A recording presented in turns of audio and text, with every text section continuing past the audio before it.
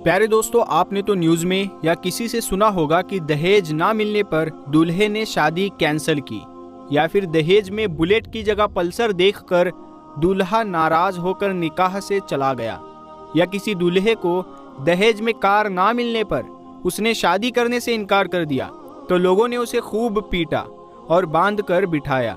लेकिन दोस्तों, आज की इस वीडियो में हम आपको एक ऐसा सच्चा वाकया बताएंगे जिसे सुनकर आप हैरान हो जाएंगे और ताज्जुब करेंगे कि जब शादी वाले दिन दूल्हे ने दहेज में क्रेटा कार मांग ली, फिर और जब वो बात दुल्हन को जब पता चली तो दुल्हन ने जो किया, किसी को यकीन नहीं था कि ऐसा हो जाएगा।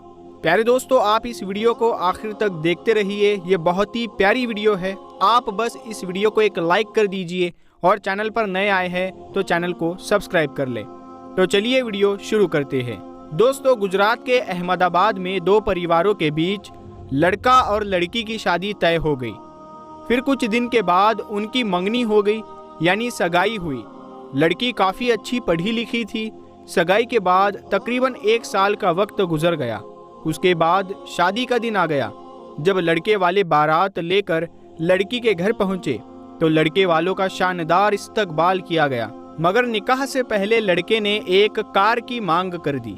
तो ये सुनकर लड़की के वालिद हैरान और परेशान हो गए। जब इसके बारे में लड़की को मालूम हुआ कि लड़का दहेज में कार मांग रहा है तो दुल्हन शादी करने से इनकार करने लगी। ये देखकर लड़की का वालिद लड़की को मनाने लगा कि बेटी, अगर शादी ना हुई तो हमारी इज्जत चली जाएगी, तुम शादी के लिए हाँ बोल दो।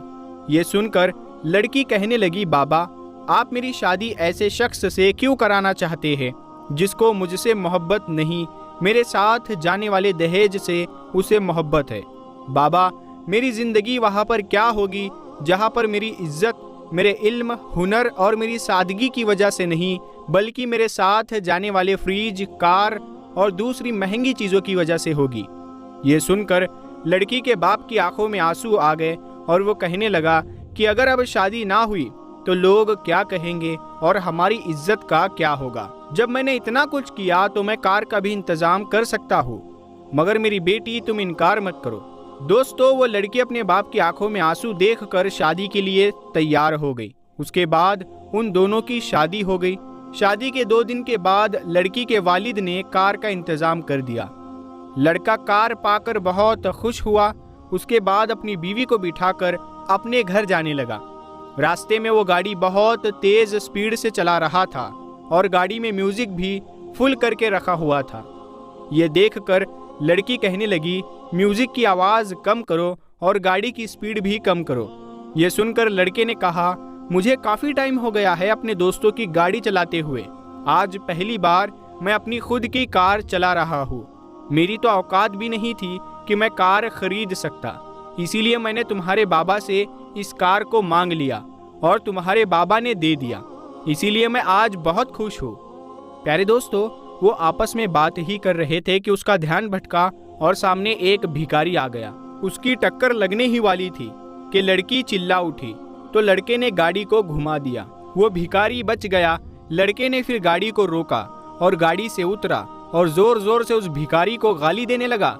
इसकी गाली सुनकर उस लड़की को बहुत बुरा लगा और लड़की गाड़ी से उतरी और उस भिखारी के पास जाकर उसको उठाया और उस लड़की को पता चला कि वो भिखारी अंधा है। उसके बाद उस लड़की ने उस भिखारी को बताया, बाबा, हमारी नई नई शादी हुई है, हम लोग बातों में मशगूल थे, इसीलिए हमारा ध्यान भटक गया, आप हमें माफ़ कर दीजिए। इस लड़की ने उस बाबा को 100 रुपए दे दिए और बोला कि आप हमारी नई शादी की मिठाई खा लेना।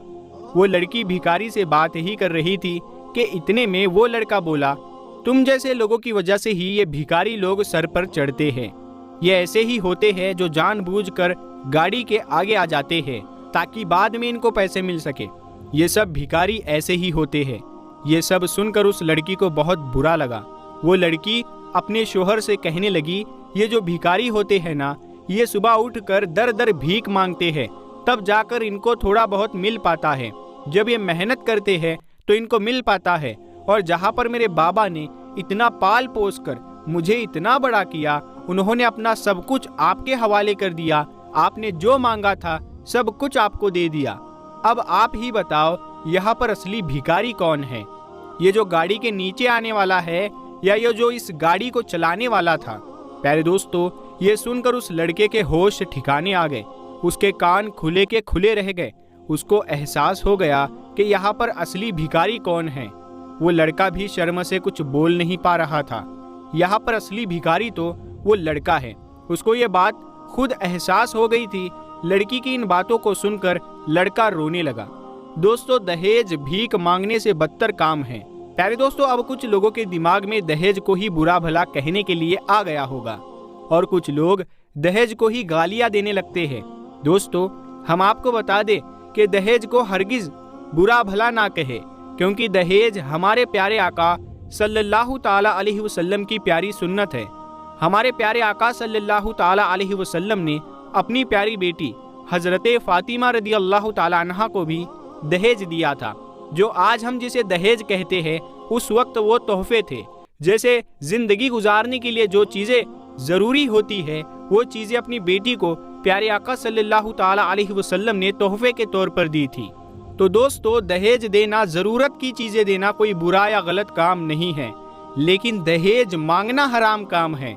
अगर आपके पास है तो आप चाहे तो 1 लाख का दहेज दे दे या 1 करोड़ का दहेज दे दे, लेकिन अगर कोई दहेज मांगता है तो दहेज मांगना हराम है और दहेज मांगने वालों के यहाँ अपनी बेटी को नहीं देना चाहिए।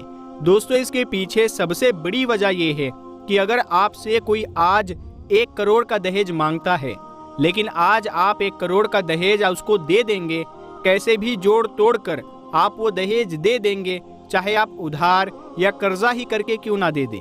लेकिन एक बात हमेशा याद रखना, जो दहेज मांगते हैं उनके मुंह हमेशा खुले होते हैं। वो हमेशा किसी ना किसी चीज़ की डिमांड करते रहते हैं। आज कार की डिमांड करते हैं तो कल घर की डिमांड करेंगे, यानी कि वो हमेशा किसी ना किसी चीज़ की डिमांड करते रहेंगे। तो हमेशा याद रखें, तो आपको दहेज को कभी भी गाली नहीं देनी चाहिए। आपको दहेज को हरगिज़ बुरा भला नहीं कहना चाहिए, बल्कि आप दहेज मांगने वालों को बुरा कह सकते हैं, लेकिन दहेज को आप हरगिज़ बुरा नहीं कह सकते, क्योंकि ये हमारे प्यारे आका सल्लल्लाहु ताला अलैहि वसल्लम की सुन्नत है। तो आपके पास जितना भी है आप हस्बे तौफीक दहेज दे, लेकिन दहेज किसी से हरगिज़ ना मांगे। दहेज मांगना हराम काम है। तो प्यारे दोस्तों, हम उम्मीद करते हैं कि आपको आज की ये वीडियो पसंद आई होगी। इस वीडियो को ज़्यादा से ज़्यादा अपने दोस्तों में ज़रूर शेयर करें। हम मिलते हैं अगली वीडियो में, तब तक के लिए अस्सलामु अलैकुम, अल्लाह हाफिज़।